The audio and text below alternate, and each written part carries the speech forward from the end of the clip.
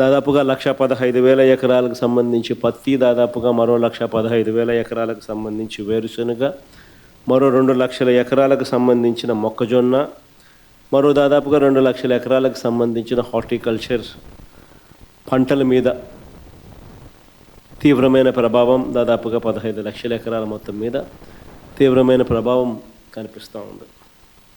ఏదేమైనప్పటికీ ఇలాంటి తీవ్రమైన పరిస్థితుల మధ్య మనము కార్యాచరణ అనేది మనం చేయాల్సి ఉంది. ఒకవైపున రైతులకు తోడుగా నిలబడాల్సిన కార్యక్రమం ఒకవైపున ఉంది. ఎన్యూమరేషన్లో రైతులకు అండగా తోడుగా నిలబడాల్సిన కార్యక్రమం ఒకవైపున ఉంది.